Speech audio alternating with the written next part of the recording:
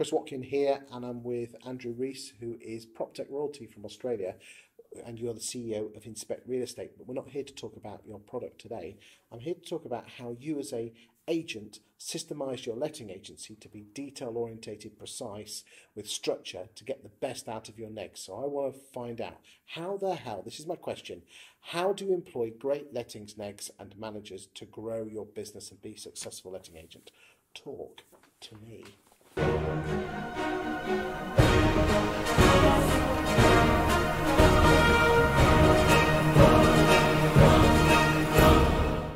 I suppose the first thing is that when I first kicked off, I just did what the rest of the industry did, and that is we put on a property manager. Her name was Kimberly. We tried to put down as many properties down her throat and pay her the littlest amount that we possibly could. Now, we got really bad outcomes. In other words, she didn't care about the rent that she collected. She didn't care about outstanding maintenance. Nothing changed. So we set a goal to try to get to 10,000 properties under management. So I needed to come up with a system that we could scale.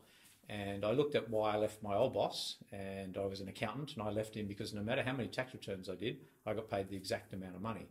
So when I thought, all right, as an employer, why are my property managers going to try to excel?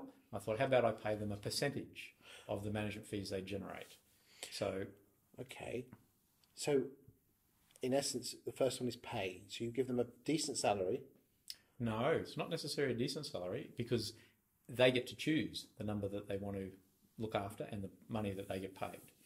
Okay, so what would an average lettings manager, when you say look after, so let's talk about the business they have already, the properties under management. What would you expect a typical lettings manager to look after? Okay, so when they first start with us, they started on 0 properties and we paid them the award, which was 45,000 Australian dollars. Which in English money is about 25 grand. Mm-hmm. Yep. Yes. And so therefore they needed to then grow their portfolio with my support, helping them generate leads and growth up to 100, where at that point 30% of the fees would then cover their $45,000, so they're paying for themselves. Then they kept going to whatever number that they wanted to achieve on that percentage. And so Milton actually worked for me at Raders under that exact system. So when he first started, his goal was to try to get to 100 properties, and therefore he covered himself. And then he chose the number that he wanted to look after. Okay. In the UK, you'll have one letting manager move, lettings negotiator move, and then they'll just go out to the job market and find someone else, just come in and replace those properties. Would there ever be a situation where basically, that neg can't take their properties with them, can they? No.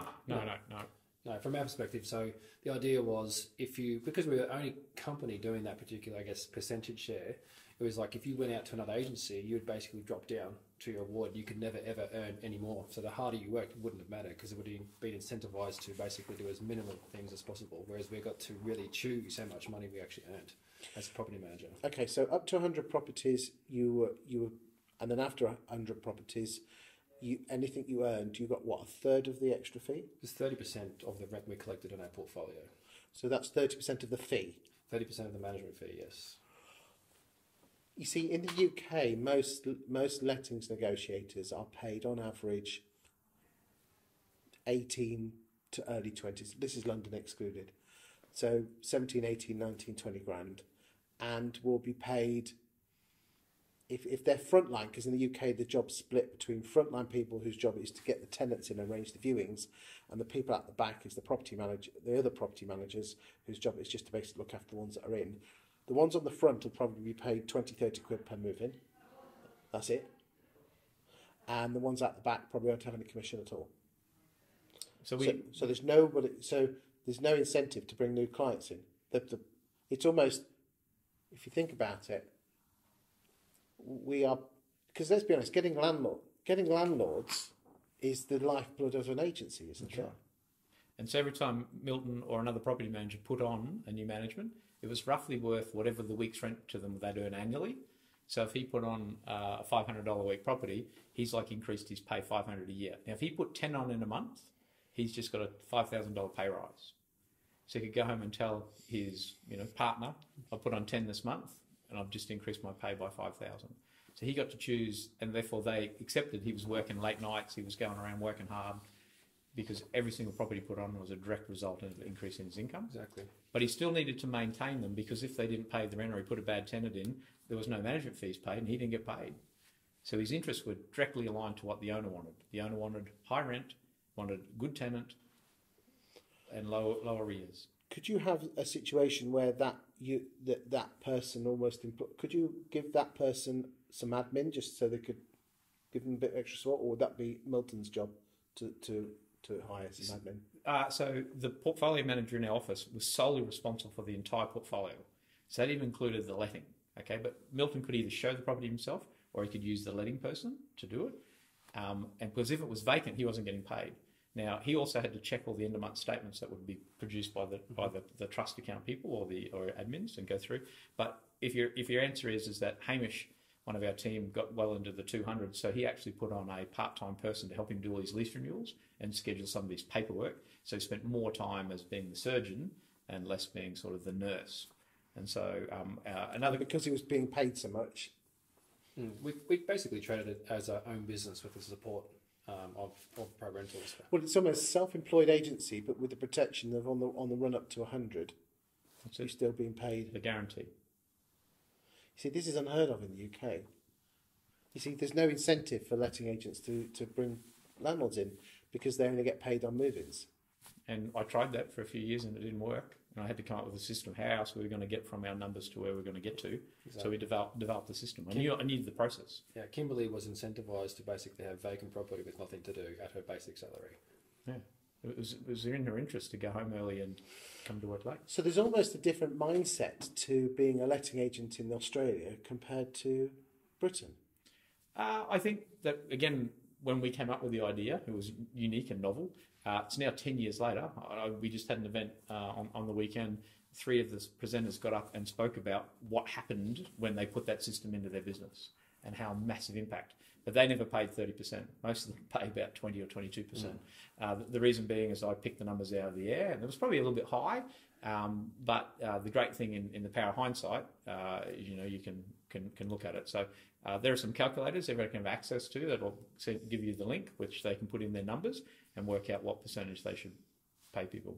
But generally, most people now pay between around 20% to in the high sort of. If there are any letting agents, directors, or bosses that want to pick your brains on this, or for you to send them some information, how do people contact you? Yeah. I'm assuming that you're happy to give this info. Absolutely. Because the great thing, there's a position description here that we're very welcome to pass on to your contacts, which is the whole nuts and bolts. It's got all the KPIs, such things also that when you're on holidays, half your pay goes to the person who covers you, and however when you cover the other person, you get half their pay. Also, if they happen to make a mistake or an error, they'd have to then contribute 30% towards fixing that mistake. Look, you've got some great stuff here. You're prepared. Yes. This is a 22-page document. You're prepared if someone who should they email? Just get in touch with me. Okay, so look at the camera and tell people what your email address is. And yep, so get in touch with me. It's milton@inspectrealestate.co.uk, so milton@inspectrealestate.co.uk, and we'll send that information across to you. Okay, and you promise you won't give them any hard sell? No. We're here to help. So if you email that, you'll send them this document, which basically you can get more proactive lettings people to work for you. Yes, the other thing is also the system of how we did it, and this is interesting because Milton went through this, is that everybody got offered a week's paid work experience to come join our team.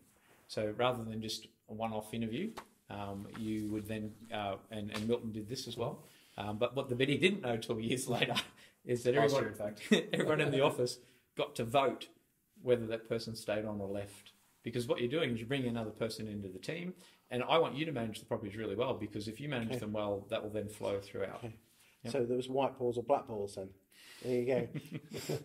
If you get one no, does that mean they can't come join? Oh, the other one is a John Westad, the fish you needed to reject. Yes. Yes, the salmon. Yes, that's what we would say. They're a Chinook, would be the word that would go around the office. Good stuff. Yeah. Thank you very much, gentlemen. Thank you. Thank you. That is the magic sauce. That document. It fosters people to stay where they are. And it's taken even the Australian agents 10 years before they've really got and embraced it. But now the rewards and that they're really getting it now.